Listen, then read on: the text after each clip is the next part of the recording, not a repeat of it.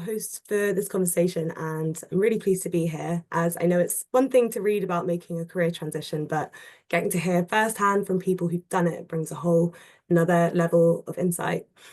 And first, a little bit about me. So I do communications and community for On Purpose London, and I've been working in the impact space for a few years now. My own career has been a little bit squiggly. So I came before On Purpose was from the public sector and studied zoology before that. And just a little bit of housekeeping before I start give a bit more introduction. Um, you can see there's a Q&A function on Zoom. If you do have any questions, we're going to leave a bit of time at the end to answer any, which I'll keep an eye on. So yeah, please do write your questions on there or in the comment section, in the chat section. And I hope you found the week so far really informative and really empowering, and that it's getting you feeling excited for your careers in climate.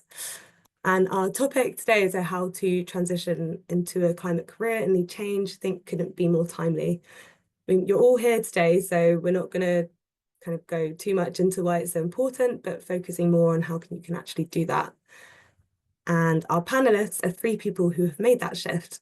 I was very excited when all three of them confirmed they could make it, not only because they're all lovely people, of course, who I know personally, but their stories are so inspiring and they're doing really cool things in the climate space. So consider ourselves very lucky to have them with us to share their journeys and what they've learned along the way.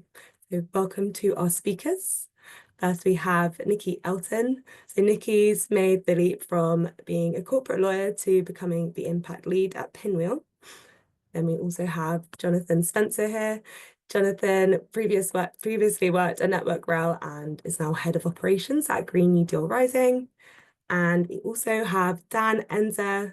Dan went from economics consulting to his role as a sustainability manager at Altruistic. And we'll give them a chance to introduce them fully in a moment. Just firstly, how I know them is through On Purpose, as they all participated in our associate programme. And for those who may be new to On Purpose, we are an organisation dedicated to transforming the economy by empowering professionals to develop as leaders of transformational change so that they can create change within organisations and in their lives. And our associate programme is mostly how we do this. It's a year-long programme designed to do more than just help you find a job. It's about shifting mindsets and how we think about leadership and work and creating change, and equipping you to drive this change with training, work experience, and the support of a community along the way. So I'll give a few more details at the end about how you can get involved. Excuse me. But first, back to our topic of today. So, sorry. I'll start with our first question. So, sorry about that. So for many people joining us today may feel unsure, God, sorry about that, about where to start. How did you all find that entry point into the climate sector, and what steps did you take to get there? Dan, do you want to save me from this cough and start off for us? Yeah, I'd love to be able to. I've also got a cough, so we'll see how it goes. Um, yeah, so for me, like as Josie said, started life out as an economic consultant. So a lot of me trying to like get into sustainability. Honestly, I felt like I was on the outside, like shaking the bars, trying to get in. Um, Trying to figure out how to get from economic consulting into sustainability. So looking at the routes in, so be like, what can I do from economic consulting? Maybe environmental economics, maybe sustainability consulting. But the thing which I always felt like it was holding me back was a lack of sustainability experience. So then I was thinking, okay, well, how can I upskill on that? Started trying to build up experience by volunteering. So there's stuff like doing stuff within my job. So I was at KPMG. They had a program for people who wanted to help tell other people to do more recycling. So I did that, but you can imagine that's not very high impact. Did stuff like writing blogs I found that actually quite fun, like writing blogs and electric vehicles and different bits, and working with local charities. Um, it was all those bits which I think were good for like building my confidence, but like the main shift, and probably for like for everyone here, was finding on purpose. That ended up being like my direct route in because that kind of gave me all the ingredients that I needed. Um, and the principal bit, which felt like I was lacking, was being able to get practical work experience at a sustainability company. So Altruistic, where I'm at right now, was my final placement when I was at On Purpose. So I was quite lucky that I could build up that experience and be able to stay on. So now I've been there for 2 years and I'm loving it. But yeah, on the path in, it was like a long, windy path of like how can I actually step into it and what are the little bits of confidence building and skills that I can get along the way. Thank you, Dan. Jonathan, do you want to go next? Yeah, sure. Hi everyone. My name's Jonathan Spencer. Previously worked for Network Rail and now work for Green New Deal Rising, which is a youth-based climate advocacy and activism group. I'm the head of operations and development there. And I think like me and Dan both did the On Purpose program together. So yeah, I think Dan's probably covered the bits of like how I found my full on into the sector. But I think probably trying to think back to what's useful and what really stopped me in the first place is that I'm like a classic overthinker. And actually, I think that was like one of the biggest obstacles that I had to overcome. And it was this idea that, I needed to get things right and perfect first time. And if I was going to leave my old career, I needed to go into like exactly what I wanted to do. And I was going to be there for like the rest of my life, which was a very weird way of looking at things, maybe. And to be honest, that's just like literally not how the world that we live in works. After the On Purpose program, I actually went into like a more socially like facing organization where we were helping people facing homelessness and unemployment. And I think what I really missed and felt like I was missing something, and I felt this longing to return to climate because the people that I was helping that were experiencing these things were like systemically linked to climate change. Like following like Russia's invasion of Ukraine and the spike in energy prices, people were struggling to make ends meet, and like all of these things are like linked to like a longer term like climate issue that we're going to continue to see in the world. And so I actually left that job and joined Green New Deal Rising, where we're actually trying to pressurize the government to actually do something seriously, like in terms of policy and like systemic change across public sector and industry, so that we actually reflect the fact that the status quo that we've been going through for like decades, it's not working anymore, and it's not going to keep working. We can't keep digging the same hole and expect to find like light at the end of that tunnel. So yeah, I think it also was kind of useful to like go to a socially sided organization because it really made me understand like bits and pieces that didn't really like necessarily work for me, and like actually like I felt this like longing and like this need to return to climate. And I also realized I didn't also need to be the face of an organization. Like I'm head of operations and development, so I'm there supporting the people that are doing the doing. And my skills throughout my career have enabled me to like support people doing the hard work, and that's what I've brought to the new job that I'm doing now. There's people out there that are better placed to the deep thinking than me. I completely accept that. Can I like make sure people are like being looked after for their well-being and like taking leave and like are able to do their jobs effectively? That's the bit that I realized that's where my skills lay. And also like just to sort of like say, I think the question is like people are unsure of where to start. Well, I would argue that like I don't know how many people are in this conversation now, but like everybody that's joined, you have taken one meaningful step that you didn't take previously, and like congratulations. Like the hardest bit of getting started is done.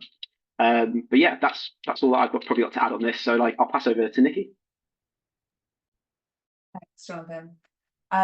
So I actually had a similar experience to Jonathan in starting socially and then moving environmentally, but I'll come back to that in a moment. So my journey started with a career coach. I'd known for a long time that I didn't want to be a corporate property lawyer forever. And I didn't really know how to move on, and thought, a bit like Dan was saying, all about different ways to do that. Was I going to do a sideways move, etc.? The career coach really helped me to sort of have accountability and really focus on it, because life is very busy and you often don't have moments to step out of your life and think about the bigger picture. And I'd known about On Purpose for a long time and kind of dismissed it because I thought I didn't tick all the boxes and was worried I wouldn't get through. And I think sort of imposter syndrome snuck in. Had a little boost from the career coach, made the application, and was so excited to go on to On Purpose. And that was the sort of really the beginning of the journey, and got amazing experience, built a really wonderful network. Did 6 months with a charity that was about finding workspace and network for charities. And then the second placement was Pinwheel, which I stayed on at, and I'm currently impact lead at Pinwheel. And Pinwheel is a sustainability platform supporting corporate brands to fund environmental projects. We're a startup, small, agile team, the complete opposite of what I came from in corporate law, which I love. And I had originally come into On Purpose thinking, I want to work in social justice. I want to work with people and focus on that. And a bit like Jonathan had, when I had the experience at Pinwheel, was like, oh no, actually, this is such a bigger, more urgent issue that we all need. Not everyone, but it felt so much more urgent that I should be doing that. And so, yes, stayed on, and loving being in a really different environment and focused on projects all around the world, doing amazing work, and focusing on the solutions is definitely helpful for the anxiety levels when you're working in this sector. So that's definitely something I would say. Thanks, everyone. I think that's given a nice bit more flavour into the introductions of yourselves. So, and my next question is for you all, is that a concern for many people, the concern that many people face is whether their existing skills are relevant in a climate-focused role. So how did your previous experience help you in your transition? And were there any additional skills that you needed to develop along the way? Jonathan, do you want to start us off with this one? Yeah, sure. I think, first of all, probably the good thing to say is that, like, I think a lot of people face this sort of fear of, like, I don't work in climate, I don't know how to work in climate. But, like, pretty much every single job, I can't think of a job really that doesn't come under this. Maybe working for like a fossil fuel company, but like at the same time, like there is probably climate jobs in there.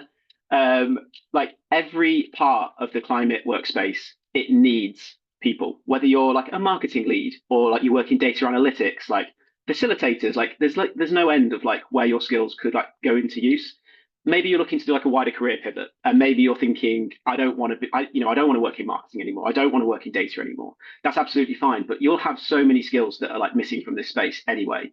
And you like have such a broad opportunity of like having an impact outside of like traditional career paths and everything like that.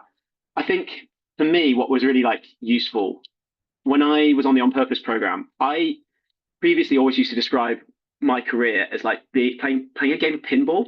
So like, you'd be playing the game, eventually like the job would get like, you feel disconnected, you didn't feel like you were like learning anything, you weren't achieving anything, and the ball would sort of like drop to the bottom of the game. And then I'd find another job in Network Rail and it'd bang straight back up and like go around and it'd get all exciting for a bit. And after a while, I just realized that this game, you're never going to win it. Like you're fighting gravity at the end of the day. And the way that I describe my career now is it's more like playing Tetris. So like, it doesn't always work out. Pieces don't always fit together, but every now and again, like you make a line, you make a connection, you get some points on the board, and it's like, okay, this makes sense. This is working. Like, so that's just like a metaphor that I sometimes use to describe it. What I realized was like, probably through the coaching as well, Nikki. So I definitely like agree with what Nikki said, like which I got through On Purpose. I realized that there was a common thread through what I was doing, and that was like working with people and working. It was quite a lot of operational background that I hadn't really made that connection in my head before. And I've gone on to continue seeking out jobs. I was chatting to someone earlier this morning about this and saying, I've gone on to apply for like quite a lot of operational roles, but like never really thought about it from that perspective. I've never Googled, I want to work in ops in climate. But it's those roles that have spoken to me. So some of it is just like looking through like what is available online and being like, what really speaks to you, what speaks to your values, what speaks to the things that sound interesting to you. And I guess that's just like one way of doing it. And like that thread then found its way all the way through, and now I'm still working in operations. But yeah, I didn't really make that connection before I'd started On Purpose. And yeah, it's a really nice place to be, to feel like you belong somewhere. Thanks, Jonathan. Nikki, could you share your thoughts with us too? So I have definitely mentioned about the imposter syndrome, and I think that feeling of I can only be a corporate property lawyer, that's all I am trained to do. That was quickly turned around, I think, with On Purpose and feeling confident about the transferable skills I have. And I sort of put them in two buckets. I think you've got these broad transferable skills. So for me, that was my client relationship management, my attention to detail, my researching skills, being able to solve problems, that I pulled out through applying for On Purpose. Actually, that process definitely helped. And then on Purpose, utilizing those skills. And then the second bucket is those specific skills that you build in your current job. They're going to be useful. And like, Jonathan said about his operational skills. For me, it was understanding contracts, having an understanding of the legal industry, having an understanding of corporate environments. And now I can use that in a company that wants that for the benefit of the environment. Now I'm definitely learning along the way. I didn't come into it with a lot of understanding of the environmental and sustainable space, and I'm learning all the time, and I hope that always continues, that I'm always learning. And also building my network. I had, my LinkedIn profile, my LinkedIn connections were all very legal based. So I got to start building that out through On Purpose and continue in my work now. And that network is so important. Those connections are so important and helpful for building your knowledge, your confidence, creating opportunities, talking, helping the sector as well. And I am learning through podcasts, blogs, webinars, and actually Pinwheel sponsored me to do the Cambridge Business Sustainability Management Programme. So many words. So that was obviously very sort of specific sector knowledge that I was then able to get through my employer. So yeah, always learning. Thanks. And then Dan, anything more you could shed some more light on this? Yeah. Yeah. So I think like the base bit of the question of can I do this with my existing skills? Like definitely. Like Johnny was saying, I don't really think there's any such thing as a sustainability specific skill. Maybe there's like one or two, but like any skill will be applicable to sustainability. So for me, I always said whilst working in economics that was data, being able to do modeling, run economic models, and then communication, which is basically explaining all of that to lawyers. And I didn't really realize it at the time when I was switching over to altruistic. But altruistic, those two things have like come back together. So like I just like naturally ended up at a place where I could do those two things again. So what altruistic does is basically a platform to help big corporates measure their carbon impact. So a lot of what's going on is company A gives us data, we do calculations and say, this is what you're doing. This is how much carbon impact you're creating, and this is what you could do to be better.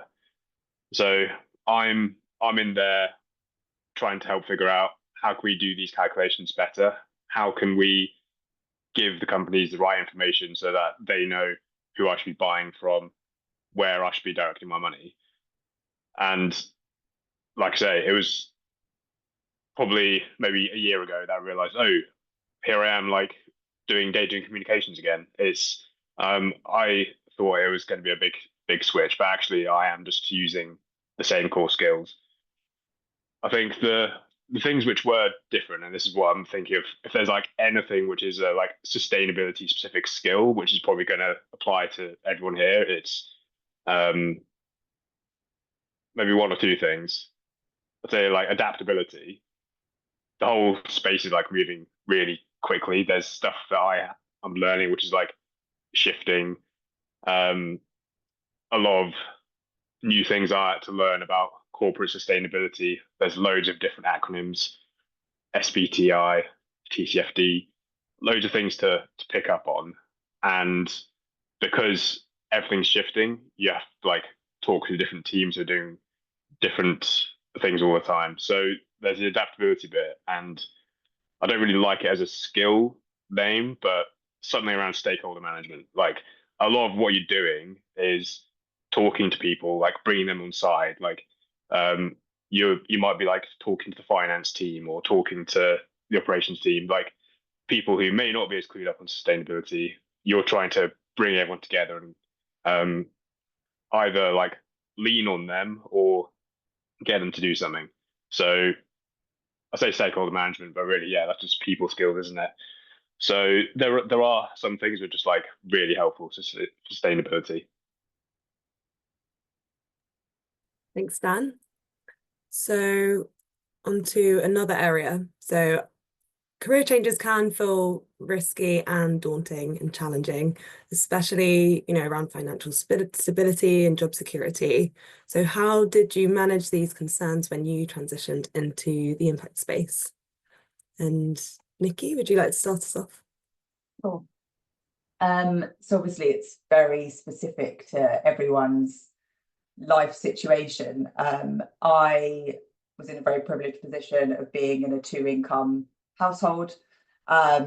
So whilst obviously money is important and there's lots to think about in terms of payments to be made, and I have 2 children, so logistics and how all that's going to work is also important, but yeah, 2 incomes obviously is helpful. I think I would say so important point is on purpose is paid, and so if you transition into the environmental sector on a pure educational basis and you're taking an income hit altogether, that's obviously a bigger issue to overcome, whereas on purpose you do still have a salary. It is a basic salary, and is likely to be a drop for a lot of people, but you are being paid, so that's definitely a massive factor to consider, and also planning it in advance. So savings, making a few small changes to your lifestyle for that year. I mean,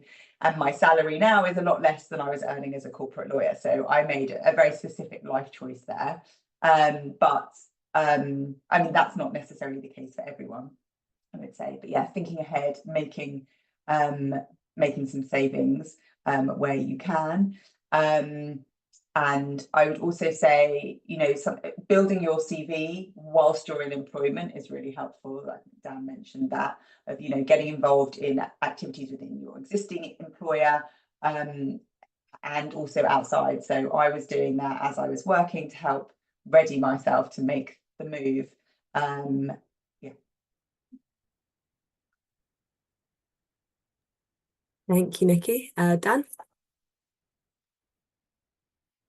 Thanks, Josie.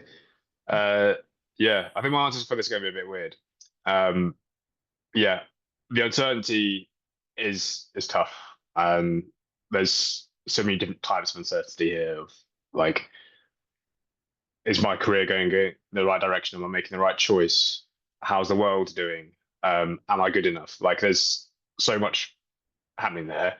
What ended up being the answer for me was just like dive into it and just like maximize uncertainty all at once, which it's not going to work for everyone. But yeah, that on purpose year, sort of like everything changed. I was like, they say if you're going to make a big change, you should only do one of moving house, breaking up with a long-term partner, and changing job. And I just did like all three in like 2 months. So just like big life change, everything happening all at once. In some ways, that's quite freeing. Like once you like accept that everything can change, then actually, for me, what had been the big uncertainty before I'd taken the leap was, will my experience be good enough to be able to move into this job? Then 3 months later, I'm like, you know what, I can actually do anything I want to do. And that was so freeing in that way to be like, rather than feeling uncertain about what the next step should be, being like, oh, I can step in any direction I want to, and that's really cool. So to be a bit smart about it again, like yeah, Nikki's right. Like you can prepare yourself for it, and like doing things to keep building up your skills and like have a bit of resilience with money is definitely going to help. But for me, I think the reason I was like so happy to dive in was the big uncertainty for me was, will there be a habitable planet for humanity? And the best way for me to manage that uncertainty was to feel like I was doing something.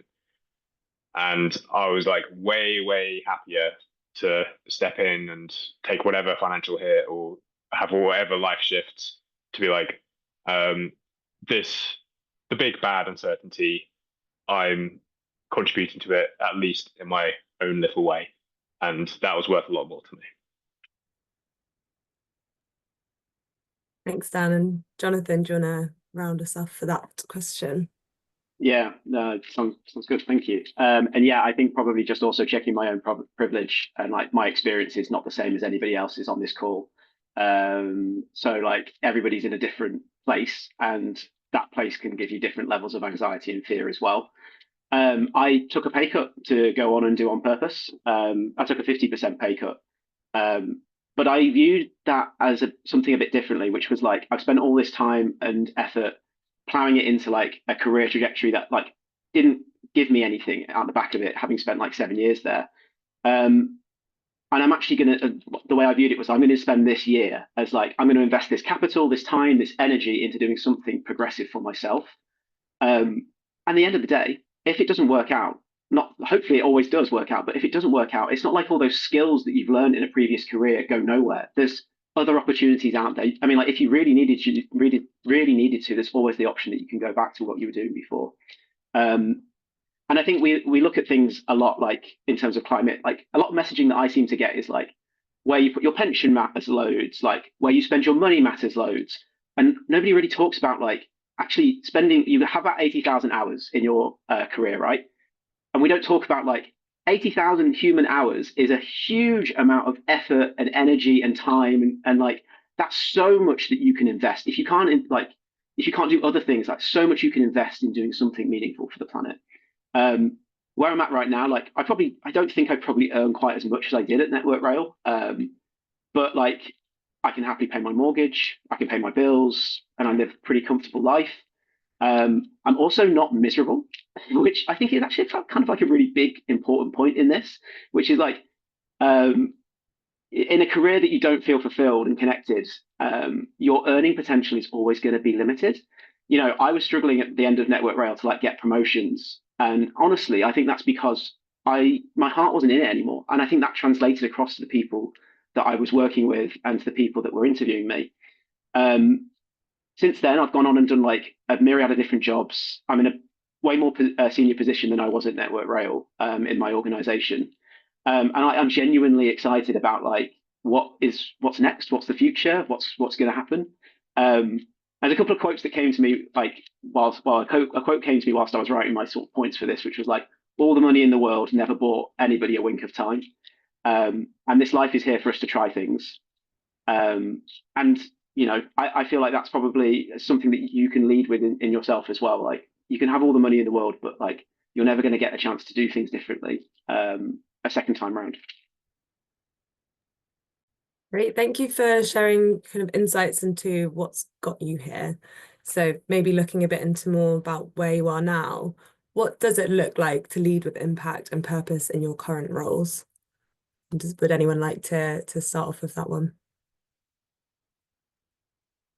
Yeah, I'm happy to kick off. So I feel like a bit like a broken record and say during On Purpose. I think that it was the first time I thought about leadership in a really different way, and I had come from a very hierarchical organization and industry and thought about the leader as the CEO, and that was it. And actually, it's so much more than that. And I was given the idea and the confidence, I think, through On Purpose, to lead from whatever role you're within. And whilst I have people who are sort of above me in the hierarchy and below me, it's pretty flat anyway, which is a reason that I love being at Pinwheel. But it's about speaking up and questioning the status quo and asking questions, probing. Don't just accept what is being said, and that your ideas are going to be different from everyone else's, because you're coming at it from your experience, and that's going to be different from everyone else's. And there is value in that.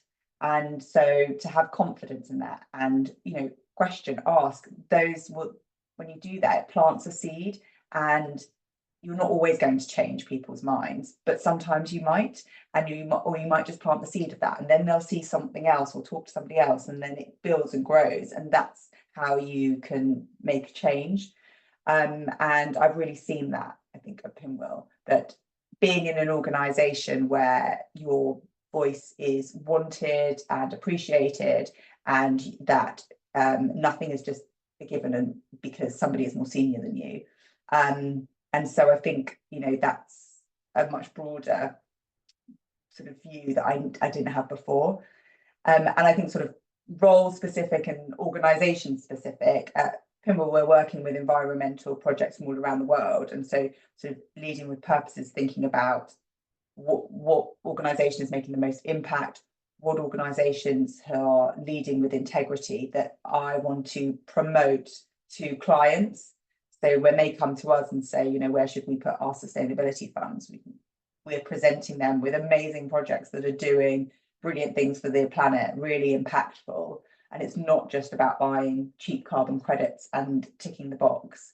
And so that feels like a really important thing to be doing, which is amazing. And that I never felt that my role before was making a difference. Or doing something positive. There's only so many Tesco stores we need in England. And so I, from my specific role, that's how I feel like I can lead with impact and purpose, and also listening to colleagues. That is massive. It's listening. Thank you, Nikki. Dan, do you want to go next? Yeah. So, yeah, I really agree with Nikki on like pushing and probing. Because I think it's altruistic. Like we're a B Corp. Like we're a good company. Like we like live by mission, but the default isn't that. And I think it's easy to like fall back into the old line of, oh, okay, how are we going to make this? What are the commercials of this? Like, how do you grow? Like, it's something which you have to keep on pushing because it's not the status quo. Like to keep on bringing things back to positive climate impact, positive people impact. So like I'm finding that right now. I'm helping out to redraft the values for altruistic. So this is like a sort of contract with our people. What do we live by? And so like every now and then you do have to like push the agenda to be like, yeah, no, let's shift this word slightly. So like brings more of a focus back onto sustainability impact. make these feel a bit more warm. Because I think if you don't keep on pushing, then it's easy to just fall back onto the same commercial line. I think one thing which is I found different now being in this job is that I can just like genuinely be happy that my day-to-day work is creating positive impact. So there's this thing that we love to talk about on Purpose called the theory of change, which like was your model. How can you think of the sort of causal chain of what you're doing and how that leads to like the ultimate good outcomes that you want? And so for me, even if me at the top of that chain, to me, it would feel like here I am just writing a new data model. I can be happy to be like, this data model is going to lead to better ways for companies to be able to think about their missions. That's going to lead to them being able to better direct money. That's going to lead to them being able to put money towards decarbonization. So like, even if my day-to-day feels quite far away from impact, I know it's on the right chain. So then for me, creating impact is just about like being consistent and being like, okay, this would be like a quite startup-y way of looking at it, but like just keep creating incremental impact and keep chaining that together so that the customers are empowered to do the ultimate impact. And maybe part of it is the people that we work with. So there's a bit of a debate in altruistic of like, okay, what's the highest impact that we can achieve? So like we work with cool small companies who are like already living it, like Oddbox, but then we're thinking, okay, well, we're at the top of this chain of the theory of change. Our highest impact is probably taking these massive companies with loads of carbon and making them reduce their climate impact. Maybe that's the best way for us to achieve impact. So even though my heart is like, I just want to work with Oddbox, maybe part of it is seeing, okay, what is your part in this whole system? If we're all prodding in the same direction, which bit are we prodding at? And I think part of our bit to be prodding is prodding these big guys and be like, you need to decarbonize. Thank you, Dan. And Jonathan, what are your thoughts on that? Yeah, I think probably what I'm going to do is like tackle this from like a personal leadership perspective. Also, shout out to Oddbox, which Dan mentioned before as well, which was one of my on-purpose placements. But basically, we can't keep doing things the same way, and that's what I said at the start of this. And part of that is that we should be leading with purpose. And what that means is different to everybody. For what that means for me is let's lead with things that aren't traditionally thought of in terms of leadership, which is compassion, empathy, trust. You know, those things have never been so important, and also are not what our society and like economy is necessarily based on as like good behaviors. And the other thing that I'd like to add is that like leadership doesn't mean that you're like the front of everything, which is also something I've said previously in this call as well, right? My boss is great. She was on BBC Politics last week, tearing it up, doing an amazing job. I'm in the background supporting the work that she goes on to do. I'm in the background supporting the people that organize our volunteers on like a weekly basis. And like I'm in the background supporting the volunteers who are coming to those meetings and those organized events. You can turn up to leadership in different ways. You don't have to be at the forefront of all of it.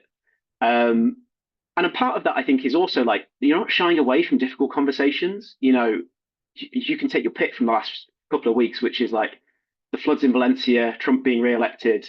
We need to embrace having those difficult conversations with people, because collectively, this is the only way that we actually do fight climate change. We can't do it individually.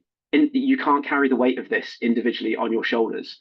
You know, we need to work together to embrace the difficulty of like of what we are as a species on this planet.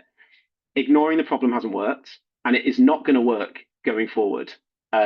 So I guess as part of that, like finding your people, I mean, on purpose, I guess it's like your cohort of people that support you, but like everybody has different support networks that can enable you, and you can turn up as a leader in those support networks.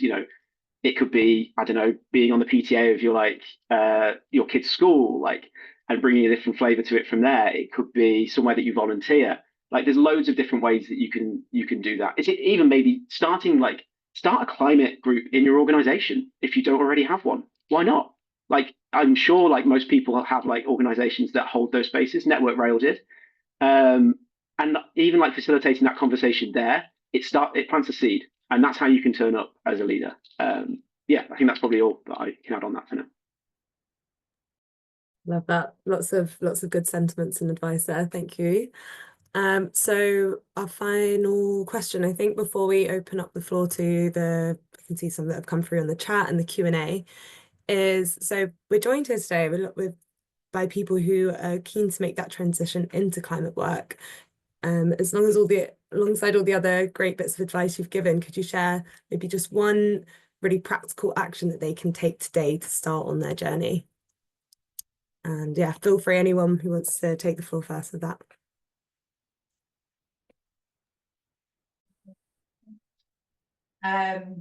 I would say meet people.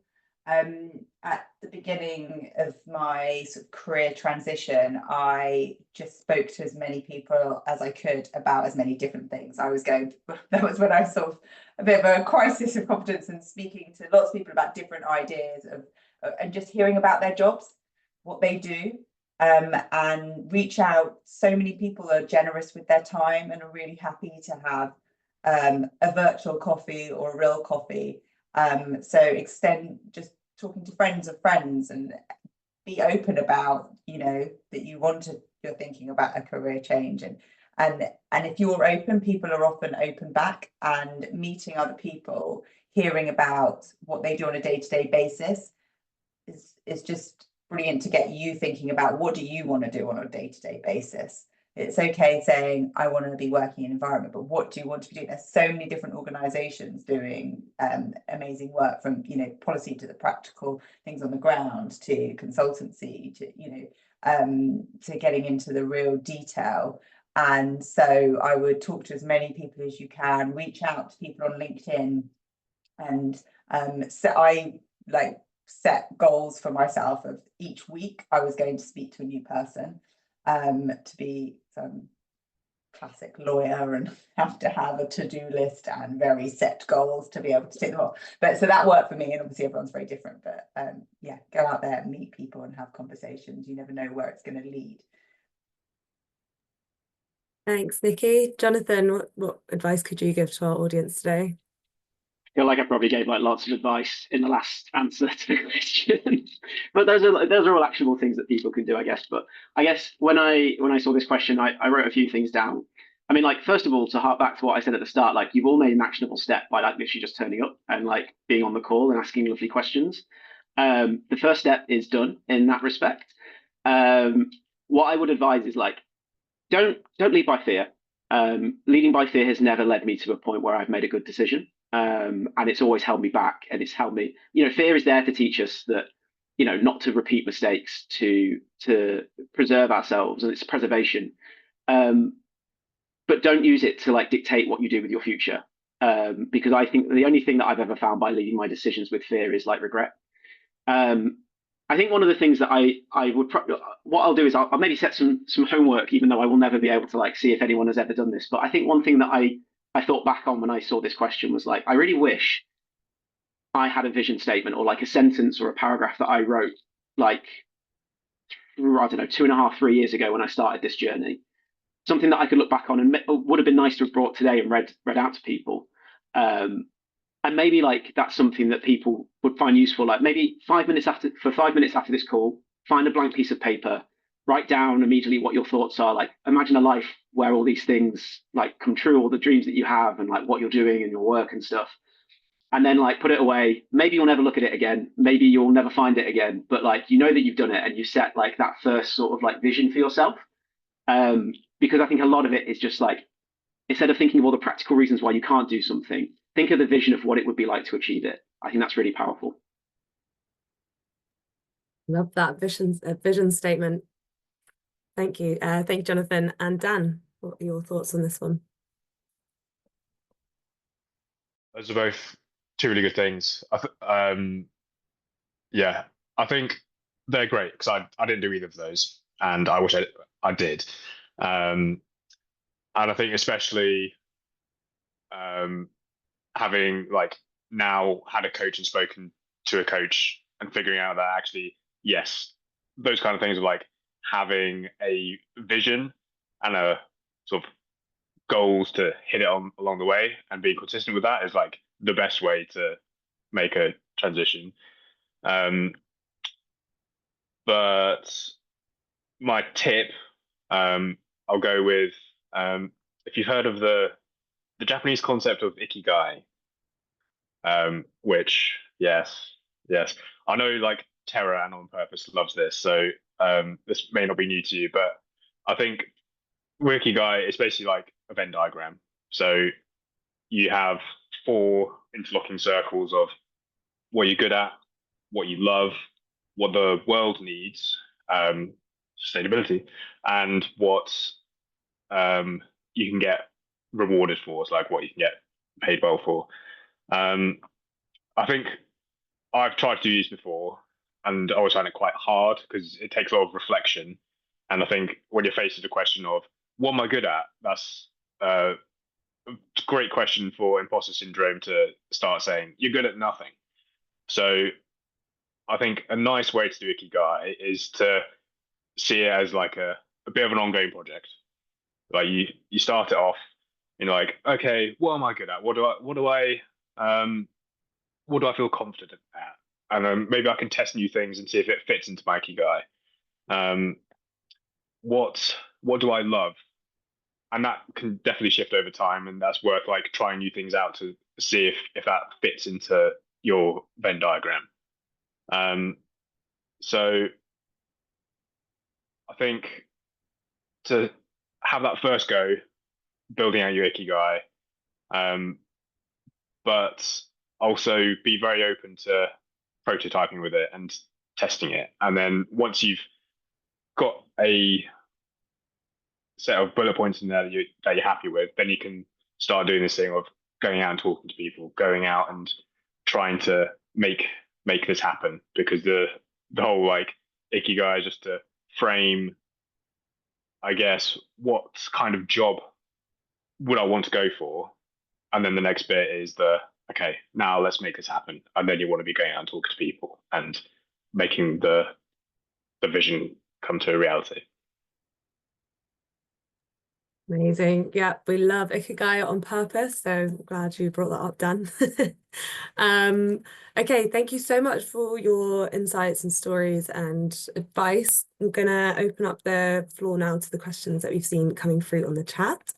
So I'll try and start from the beginning. We've probably got about 5 or 6 minutes before I kind of just give us a bit of a roundup at the end. So panel, feel free just to jump right in once I've asked one of the questions. So what tips or tools, this is from Minal or Minal, sorry if I've pronounced your name incorrectly.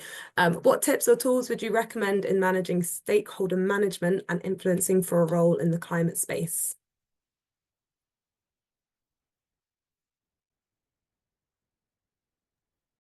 I feel like I should take that because I said stakeholder management. But Same, Dan. yeah, when it comes to tools, I think it's a tough one because this is about interpersonal relations. So getting real technical about it, I suppose you could have a CRM software to be like, here's a list of different people who I talk to and track where the conversation's going. But I don't think it has to be that. I think it's about having proper relations rather than transactional interactions with people, and being quite clear in your head about what you would like to do with each conversation. Like most relationships, you like have an introduction and like keep building upon that over time. It should be should be that. Like, I don't know what sector you're in or like what kind of stakeholders you'll be interacting with, but it's different if they're within your team or external. But I think it's good to have periodic catch-ups with those people and have an idea of what you want to, where you want the relationship to go, and what you want to achieve out of each conversation that you do end up having. And yeah, and then keep it real and not robotic. Hope that kind of helps. Thanks, Dan. I don't know if anyone else has anything to add on that, or I'll move on to our next question from someone. Taking the silence as a let's do the next question. No, I was just going to say that I think from the environmental aspect, it's really important to understand what your what the need is, or what. So listening to people of why they're engaging with you or your organisation, and what they need from you, not just this is the service we provide, or this is what we do, but actually why are they coming to you, why are you having that conversation, so that you're led kind of by them, and that you understand what's driving them and what their pushes and pulls are like in their organisation, so you can kind of work with them. Thank you, Nikki. So we can get through a few more questions. I'll move on to the next one. This one's a bit long. I'm going to try and summarize it and hopefully still capture it. Karen has talked about following sustainability skills, both education, learning, and from a research perspective. And is wondering, how do panelists feel their organizations support with such skill building? And I believe that's the soft skills or the transferable skills that can get overlooked.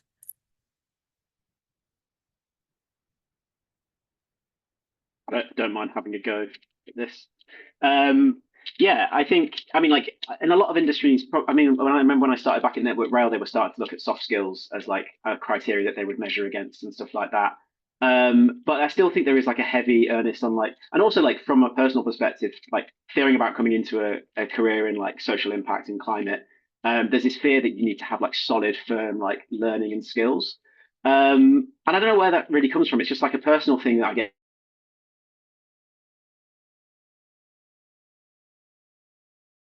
I don't know what the real word is here, but like if education gives you like a real firm like grounding, I guess, and like the soft skills are less important. I mean, at GNDR, like we value it massively. We work with people on like a regular basis, like in terms of like volunteers and like politicians, and the soft skills, like especially speaking to like sort of the stakeholder management side of things, like that's massively important, to be able to like facilitate and hold groups, to be able to like compromise and negotiate, and to like work with people and to like inspire people to like and our organization is basically founded on it. I think a lot of social organizations, what you will find that are like, they do take these things like probably more seriously than I've seen in private sector. And people, I do think people are kind of waking up to it, but like in general, I think it's probably something that's more seen in the social and environmental sectors. Thank you, Jonathan. We've still got a few more questions, so I'll move on to another one. So I've seen Bernard has asked, do we have someone who has ever implemented an advocacy campaign in climate change? And what messages do we front as climate change activists? What tools do we require? I feel like I should probably go for that one as well. I'm head of ops, so I'm not the one doing the doing, but I'm the one supporting the people who are doing the doing. What I'd recommend is have a look at Green New Deal Rising's website. It's online. We've got like some organizing principles, what our mission is, how we approach this from like a systemic point of view, i.e. like we're not just talking about like building more wind farms. We're not talking about like putting more solar in. We're talking about like good green jobs for people in the future, like investing in like communities so that they're more resilient and they're able to support each other like with the crisis that we are facing.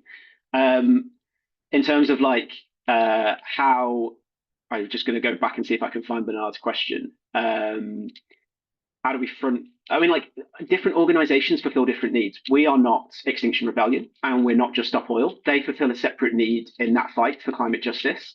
But it doesn't mean that any of their messages are less relevant than ours.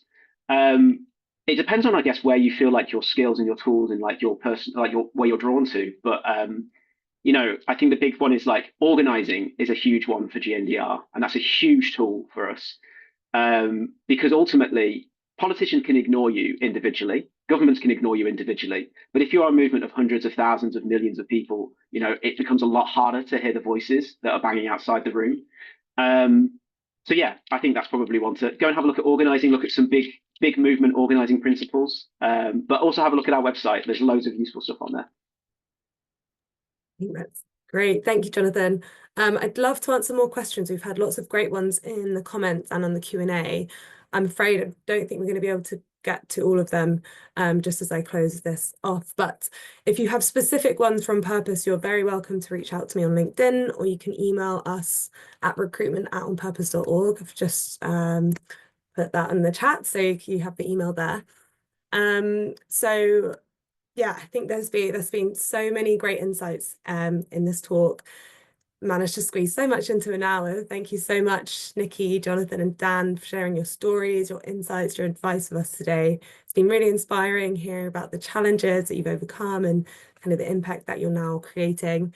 Some of the key things that I was picking up on, lots of the common themes. So we've got building connections. It's really important. We'd love to meet people. This just do it attitude. I really liked hearing about learning all the time. So it's not about having all the answers now.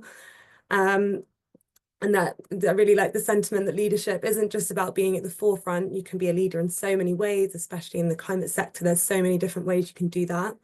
I really like the idea of having a vision statement and of having it, starting with Ikigai. I think there's been so much there, and I can see everyone's saying thank you in the chat as well. So that's great to hear.